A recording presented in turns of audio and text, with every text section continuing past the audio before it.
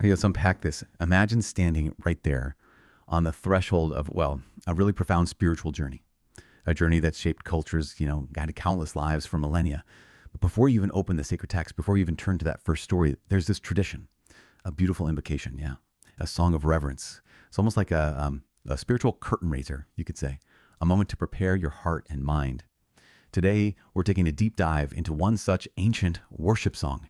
It's traditionally sung before starting the reading of the Sri Ramayana or the Sri Ramcharitmanas.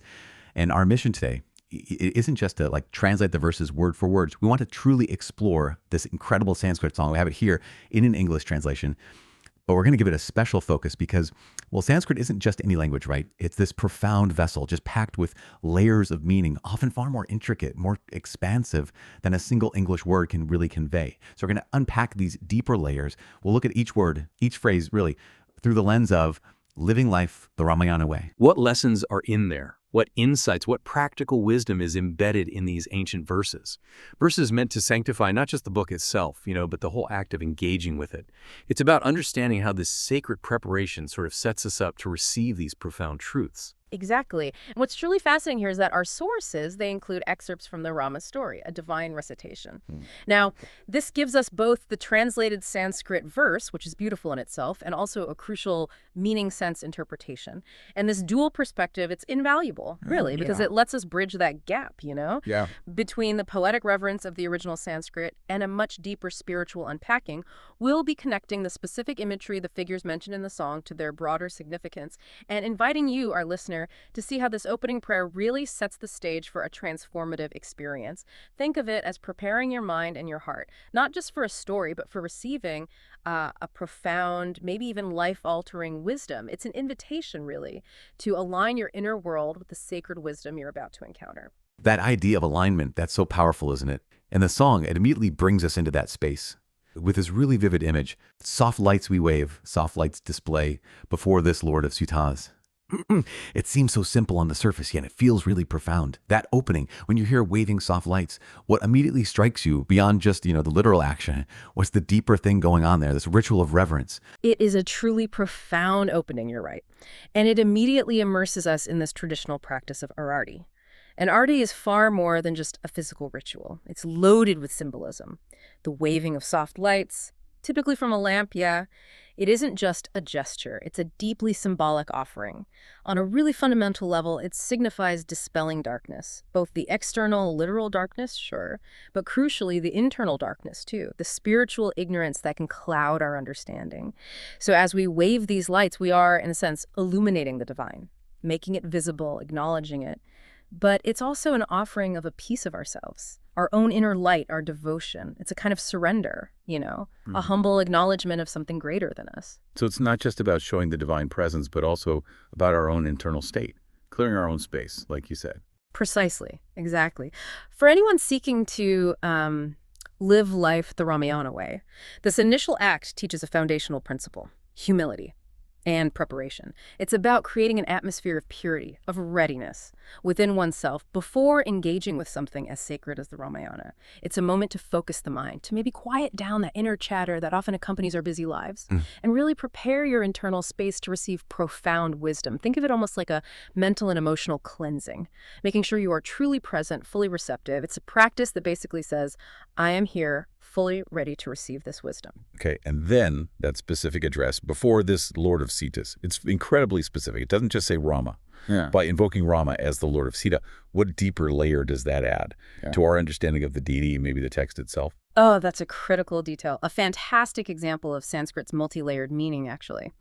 By invoking Rama as the Lord of Sita, it immediately highlights the inseparable bond, the quintessential bond between Rama and Sita.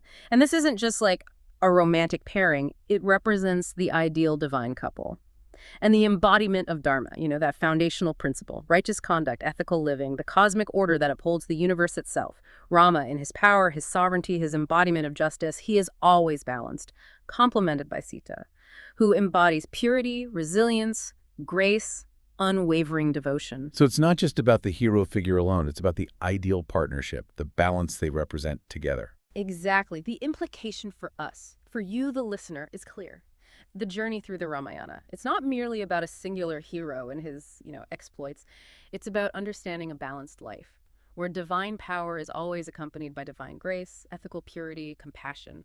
It's an invitation to recognize the virtues they represent together, strength with humility, justice with forgiveness, and see these as principles to integrate into our own lives. This layered meaning, present in just a few words, that's what makes Sanskrit so incredibly rich.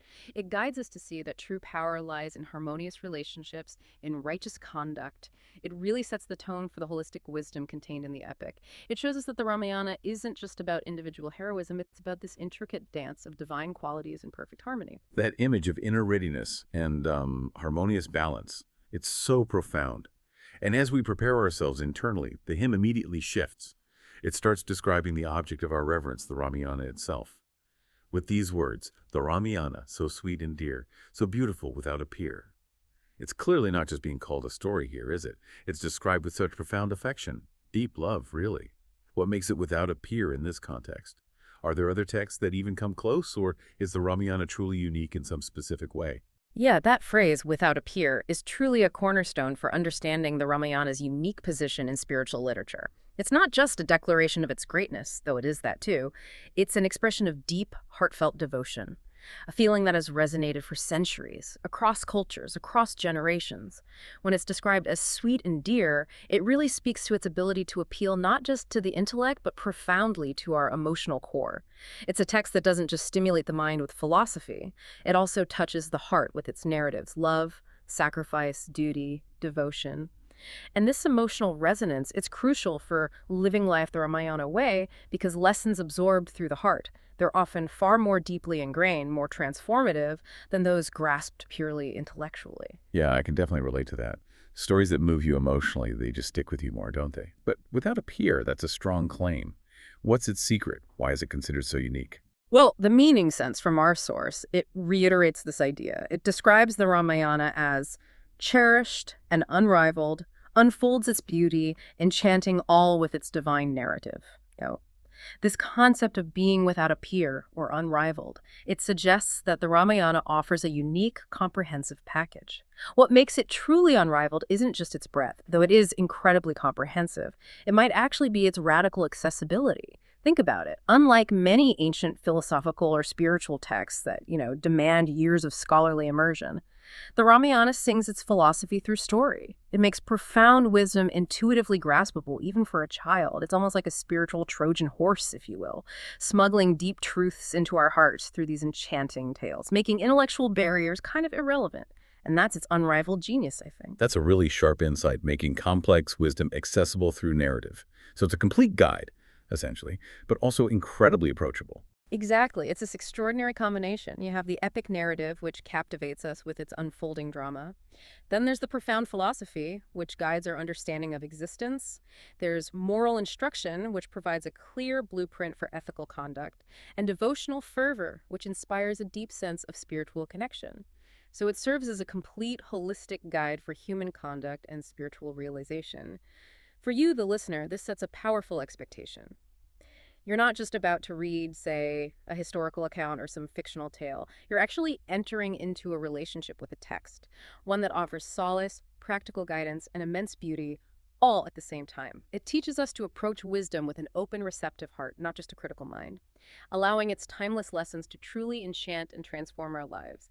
Its power lies in its ability to be simultaneously deeply philosophical and utterly relatable. And that's something few texts achieve with such grace. When I read this next line, which god like Brahma Narada sing? It truly broadened my perspective, made me stop and think. It's not just humans who revere this text. Apparently, even the gods are singing its praises. What does that immediately tell us about the Ramayana's significance from a cosmic perspective? Yeah, that's a game changer, isn't it? The invocation by divine beings immediately elevates the Ramayana, takes it beyond just an earthly text to a cosmic level of importance. When we hear that gods like Brahma and Narada are singing its praises, it's not simply poetic flourish. It's deeply significant. Brahma, the creator deity, the architect of the universe itself, and Narada, the divine sage, the cosmic messenger, this perpetual wanderer who carries news and wisdom between realms. These are figures of immense significance in the Hindu pantheon, so that their acknowledgement, their celebration of the Ramayana, lends it this universal and timeless authority. The meaning sense captures this beautifully, saying they are weaving tales as enchanting as the evening breeze, their melodies resonating with delight. So, if the very fabric of existence, through its creator and its cosmic communicator, resonates with these stories, it implies they hold universal truths, right? Not just human ideas. Absolutely. This cosmic approval, it underscores that the truths and principles of Dharma found within the Ramayana, they aren't just human constructs limited by time or culture. They are presented as universal cosmic laws that resonate across all planes of existence. If the very creators and messengers of the universe acknowledge its sanctity, well, that speaks volumes about its profound depth and timeless wisdom. For anyone trying to embody the Ramayana ideals, this means the lessons you draw from this text aren't just moral guidelines.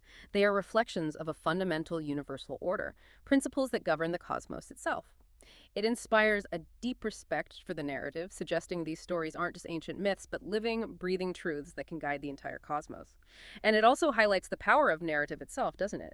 That even gods delight in recounting these tales. It shows how stories are potent vehicles for conveying the deepest truths in an engaging, memorable way, even for the most exalted beings. It elevates storytelling itself to a divine art. That's amazing. And the list of those who recount this lore, it's so diverse and fascinating. The Anthill Sage, Soul Seer's King, Suka, Shko, Boy Sages 4. The Wind God's Son recount this lore with great delight and voices gay. That's a veritable cosmic roll call. Seriously, let's unpack these figures, from the Anthill Sage to the Wind God's Son. What does each represent for our understanding of the spiritual journey reflected in the Ramayana? It really is a beautiful tapestry, isn't it? Woven with figures from across the spiritual and narrative landscape, all united in their reverence for the Ramayana. It highlights the incredibly diverse lineage of those who have preserved, propagated, and experienced the profound wisdom of this epic. When it refers to the Anthill Sage, Soul Seer's King, yes, this is an unequivocal reference to Valmiki, the revered original author of the Ramayana. And his personal legend, it's incredibly powerful. It's in itself a profound lesson in living life the Ramayana way. He was once a brigand, named Ratnakara, who transformed into the enlightened sage Valmiki, literally emerging from an anthill Valmika after years of intense penance. This story, this radical transformation, it teaches that anyone, regardless of their past deeds or origins, has the potential for profound spiritual evolution, for redemption, and the capacity to contribute immensely to human understanding and spiritual literature. It's a testament to the idea that the path of virtue is open to all who seek it. Wow, that's a powerful message of redemption right there. It really tells us that our past doesn't have to define our potential for spiritual growth. So who are these other sages mentioned? Shuka, Shurada, Shu, the boy sages. Right. Next we have Suka, Shurada, Shet, boy sages 4. These are all deeply revered figures within Hindu tradition, each symbolizing distinct aspects of spiritual wisdom. Suka is often associated with pure knowledge, renunciation, asceticism. He's famously known as the son of Vyasa and a narrator of the Srimad Bhagavatam. Sharda can refer to Saraswati, the goddess of knowledge, arts, eloquence, or it could be a particular lineage of sages known for their wisdom. Is the divine serpent, the one Vishnu rests upon, representing cosmic consciousness, infinite knowledge, the very foundation of existence. And the boy sages 4, Sanaka, Sanandana, Sanatana, and Sanatkumara, they're renowned for their eternal youth, their purity, their profound spiritual wisdom. They chose to remain children, dedicating themselves entirely to spiritual inquiry. Their inclusion signifies the Ramayana's sacred origins and its continuous transmission through enlightened, pure, and wise beings. It suggests the text isn't just human literature, but a divinely inspired, eternally relevant source of wisdom, passed down through generations of realized souls who embody its teachings. Okay, so we have the creator, the cosmic messenger, a sage of transformation, various embodiments of pure knowledge, and then the wind god's son. Who is that, and what unique perspective does he bring to the Ramayana's lore? The wind god's son is, of course, Hanuman, one of the central and probably most beloved figures of the Ramayana.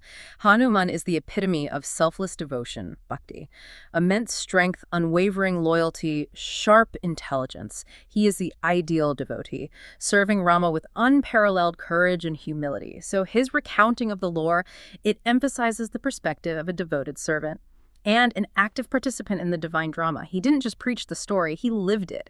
He embodied its highest ideals in every single action.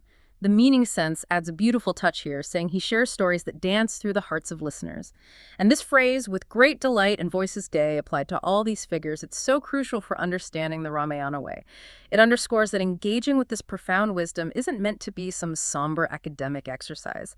It's a joyous exploration, a celebration of truth and virtue. That's a really powerful point about joy. It encourages us to approach spiritual texts not with, like, dread, but with genuine enthusiasm. Exactly. It encourages you, the listener, to approach the text with your own unique perspective, whether you're a seeker, a devotee, a scholar, or simply a curious mind, while still respecting the diverse interpretations that have enriched its understanding for millennia.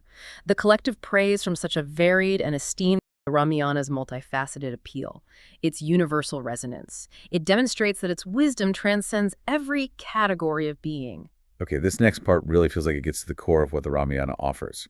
The holy books, their music mix, to sing this gist of Shastra's 6, of all good works, of all good thought, the wealth of sages, yet whatnot, of all the saints, all their mainstay. It sounds like the Ramayana isn't just a story, but maybe the story that contains all wisdom. Can you elaborate on this gist of Shastra 6? For someone not deeply familiar with these, how does the Ramayana embody them practically? What does that look like? Absolutely. This segment is incredibly powerful because it positions the Ramayana not merely as a narrative, but as a distilled essence, a highly concentrated form of profound philosophical and ethical knowledge.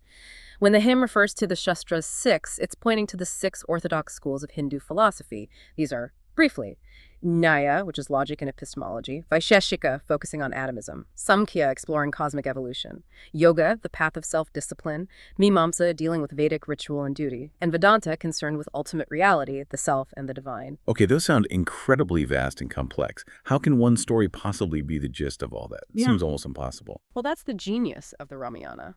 By being the gist of these 6 sastras, it makes this complex, often abstract philosophical knowledge accessible, tangible.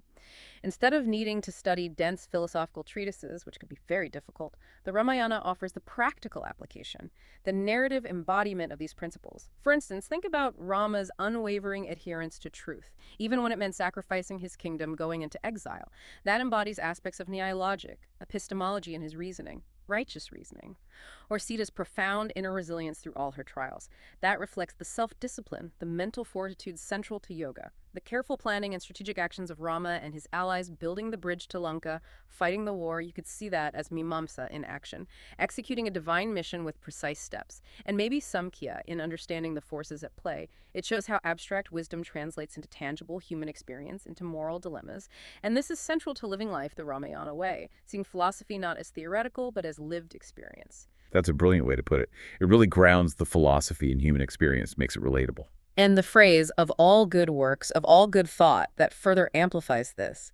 It emphasizes that the Ramayana guides both our outward actions, our karma, our duties, our responsibilities, and our inward intentions, our thought processes, our manas, our mind. It's a comprehensive blueprint for holistic ethical conduct and virtuous thinking. It instructs us on how to act righteously, yes, but equally importantly, how to cultivate a virtuous mind. Free from malice, pride, greed. It's about building character from the inside out. I wonder about that line, the wealth of sages, yet whatnot, of all the saints, all their mainstay. That sounds incredibly significant for anyone on a spiritual path. Oh, it is. This implies that the Ramayana isn't just a treasured text. It's the foundational sustenance, the very mainstay, the core support for spiritual practitioners and saints. It's the wellspring from which they draw strength, insight, wisdom for their own spiritual journeys. Imagine like a well-trodden path that countless enlightened beings have walked, finding their spiritual nourishment there. For you, the listener, this suggests that by engaging with the Ramayana, you are tapping into a continuous, living stream of support and profound insight, the very same stream that has nourished the wisest of beings throughout history. It positions the epic as a practical, enduring guide for ethical and spiritual navigation in your own life, a constant companion, a source of unwavering support. The meaning sense beautifully captures this, describing it as flowing like a melodic river. The wisdom of sage-authored scriptures shines brightly, illuminating paths of righteousness and virtue. That analogy really highlights the continuous, nourishing, illuminating flow of its timeless teachings, emphasizing that these ancient words are meant to guide your daily steps, illuminate your life's purpose. That analogy of a melodic river flowing with wisdom, it's so evocative, really sticks with you. And the hymn continues to list even more figures who venerate the Ramayana. Uma and Shaukara air in tone, as well the wise Agastya pot grown. It's just incredible how many revered beings from different divine families, different traditions, are said to be constantly engaging with this text. What does this tell us about its enduring power, its universal appeal, even across different spiritual paths? This further broadens the scope, doesn't it?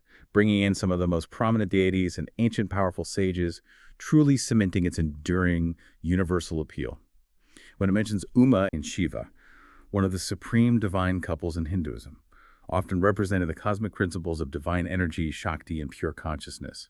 Their air in tone, meaning they constantly chant or reflect on the Ramayana, signifies its profound spiritual depth. Its status as an object of constant meditation and devotion, even for the highest deities. This suggests the narrative of Raman and Sita isn't just a story for human edification. It's a divine saga holding deep spiritual significance for the cosmic order itself.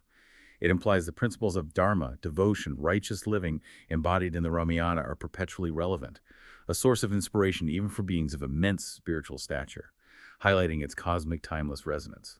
Wow, so even Shiva and Parvati find endless wisdom within its pages. That's a powerful endorsement, to say the least.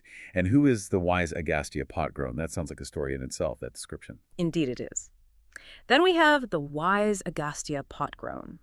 Agastya is a highly revered Vedic sage. Known for extraordinary wisdom, ascetic powers, profound spiritual attainments, he's often associated with the spread of Vedic culture to South India, and he's depicted as having immense spiritual power, even drinking the ocean dry in some legends.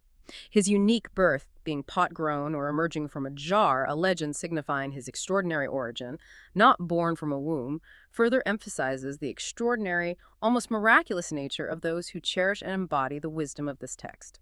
His continuous engagement with the Ramayana underscores its profound impact on even the most enlightened human beings or sages, affirming its capacity to guide and inspire across different spiritual paths and traditions. He represents human spiritual achievement at its absolute peak, and he's still finding guidance in the Ramayana. What's truly fascinating here is just the sheer breadth of beings mentioned.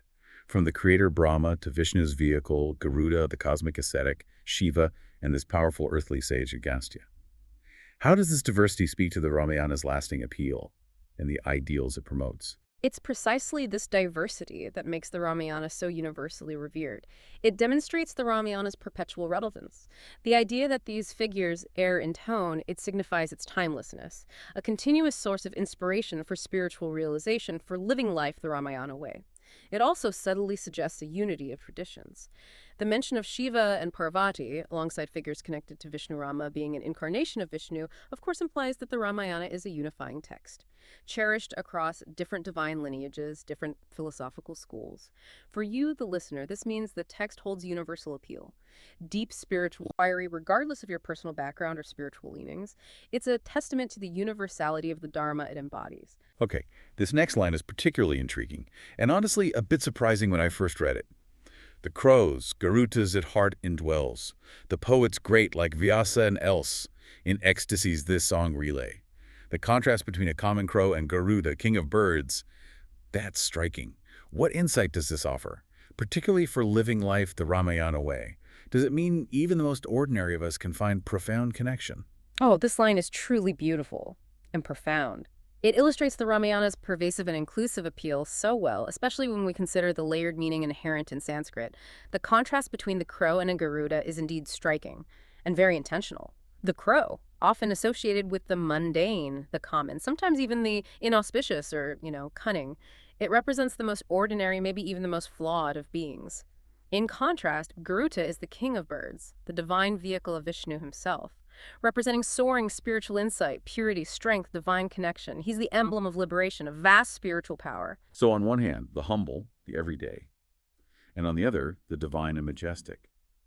And the Ramayana touches both equally, resides in both hearts. Absolutely. The statement that the Ramayana, it heart indwells in both the crow and Garuda, that is a powerful teaching for living life the Ramayana way. It signifies that the Ramayana resonates in the hearts of all beings, regardless of their perceived status, their spiritual development, their outward characteristics. This teaches profound humility, and it broadens our perspective immensely. It tells us that true wisdom, as embodied in the Ramayana, isn't exclusive to the enlightened or the majestic. It has the inherent capacity to uplift and inspire everyone, from the seemingly humble and ordinary to the most exalted and divine. For you, this means that regardless of your current state, your background, your level of understanding, the Ramayana has a place in your heart. It can offer guidance. It's a testament to the universality of its message, the boundless compassion it represents. Then we have the poets great like Vyasa and else in ecstasies this song relay. Vyasa, one of the most revered figures in Indian literary and spiritual history, credited with compiling the Vedas, authoring the monumental Mahabharata, among other works. The description of him and other great poets relaying this song in ecstasies, that's incredibly telling. It suggests that truly engaging with the Ramayana is an experience that transcends mere intellectual understanding or academic study. It's a profound spiritual and emotional journey, one that can lead to states of deep bliss, divine inspiration.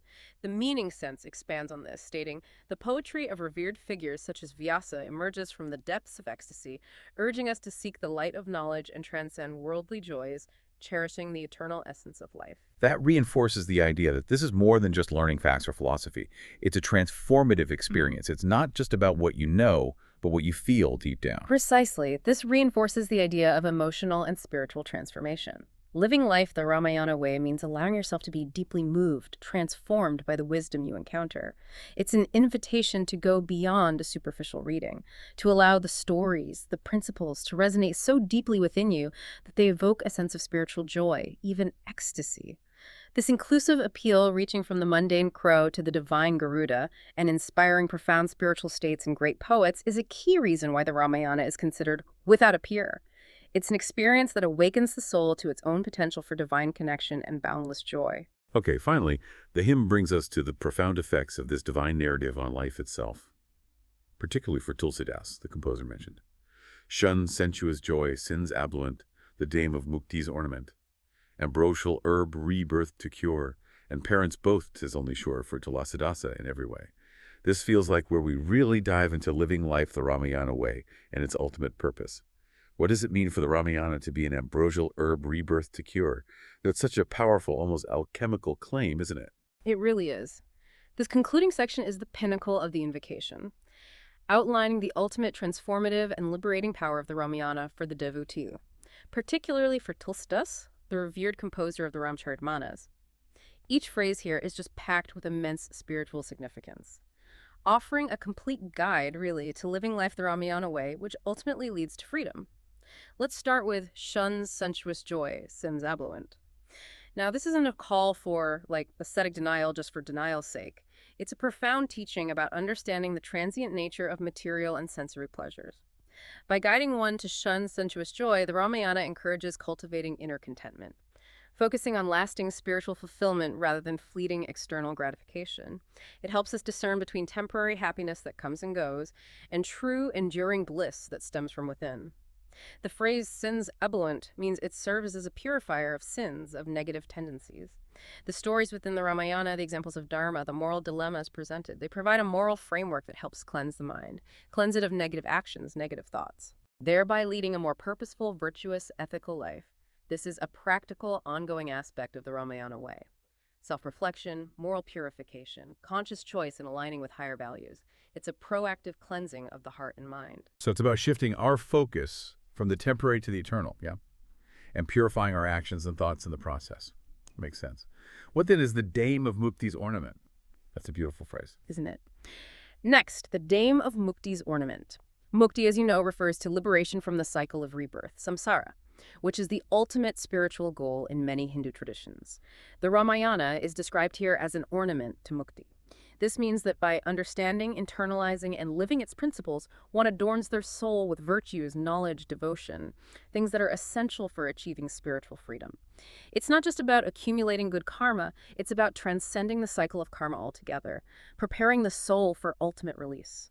The lessons from Rama's unwavering adherence to the Dharma, Sita's unblemished purity, Lakshmana's selfless service, Hanuman's complete devotion, they all contribute to this adornment, making the soul beautiful, ready for liberation. It's a pathway to spiritual beauty, if you like. Now, to your earlier question, ambrosial herb rebirth to cure. This is an incredibly powerful metaphor. Ambrosial herb refers to a divine elixir, right? A magical medicine, a life-giving nectar. And rebirth, samsara, is often seen as the fundamental ailment of existence. This continuous cycle of suffering, birth, death, rebirth, driven by ignorance and attachment. The Ramayana, in this context, acts as the ultimate divine medicine, a potent cure for this existential suffering. It suggests that the teachings, the narratives, the spiritual insights contained within the Ramayana provide the ultimate solution to the fundamental ailment of repeated existence, offering a pathway to eternal peace, freedom, union with the divine. It's a promise of ultimate healing for the soul, breaking the chains of repetitive existence. That's a truly profound claim. That a text, a story, could be an ultimate cure for the suffering inherent in existence.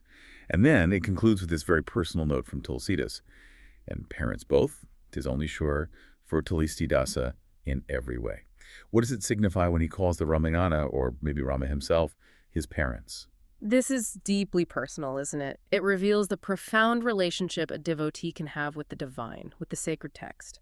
For Tulsidas, the composer, the Ramayana, or indeed Rama himself, the central figure the text celebrates is everything. It is his ultimate provider, his steadfast guide, his protector, fulfilling the roles of both mother and father. In Hindu thought, parents are traditionally seen as the first gurus, the providers of life, sustenance, initial guidance. So by referring to the Ramayana as his parents, Tulsidas expresses this relationship of complete surrender, dependence, unconditional love. The text nurtures him, disciplines him, protects him, guides him in every way. So for the devotee, it's not just a book on a shelf, it's a living, breathing, guiding presence in their life. Exactly that. For you, the listener, this means the Ramayana is presented not merely as a book of ancient stories, but as a comprehensive manual for life. It offers profound spiritual nourishment, unwavering moral direction, and the ultimate promise of liberation. It serves as a spiritual parent, guiding and nurturing your soul in every way, providing comfort, discipline, wisdom, love. The meaning sense encapsulates this perfectly, urging us to seek the light of knowledge and transcend worldly joys, cherishing the eternal essence of life. This is the ultimate Ramayana way to live with an awareness of the eternal, transcending the temporary, and finding ultimate purpose and peace through divine guidance. It's an invitation to see the text as a living guide for your entire existence. Wow. Wow. What an incredible journey we've taken through just a few lines of this opening invocation. We've seen how this worship song for the Ramayana is itself a profound lesson in devotion, philosophy, the art of living, from the symbolic waving of soft lights, signifying inner readiness, to the cosmic choir of gods and sages who find solace and wisdom in its verses, and finally to the Ramayana's role as the ultimate guide to purification and liberation. We've unpacked layers of meaning that truly make it without a peer. It's a text that doesn't just tell a story, does it? It actively shapes the life of the one who engages with it. Indeed, it really does. And if we connect this to the bigger picture, this deep dive truly underscores how Sanskrit as a language works. It doesn't just convey information, it contains worlds of meaning within each word, each phrase. It invites us to pause, reflect, delve deeper than the surface translation, and it rewards us with profound insights when we do. The Ramayana isn't just a narrative, it's an experience, a pathway, and for many, as we heard Tulsidas say, a spiritual parent. It teaches us that true depth often lies beneath the surface, just waiting for us to engage with an open heart, a curious mind. The meaning sense provided in our sources really helps us bridge that gap, doesn't it? From literal translation to lived wisdom, making these ancient teachings profoundly relevant for living life with purpose and virtue, even in our modern world. So what does this all mean for you, listening right now? As you reflect on the Ramayana and the reverence it inspires, maybe consider this. If a text can be seen as an ambrosial herb rebirthed to cure, what cures might you be seeking in your own life? Maybe cures for anxiety, for confusion, for a lack of purpose, and what ancient wisdom, perhaps waiting in plain sight in texts like these, might hold the key to discovering those cures. If you only take the time to truly deep dive into its multi-layered meaning. It's a reminder, I think, that sometimes the answers we seek aren't necessarily new. They're just waiting for us to engage with them deeply and openly.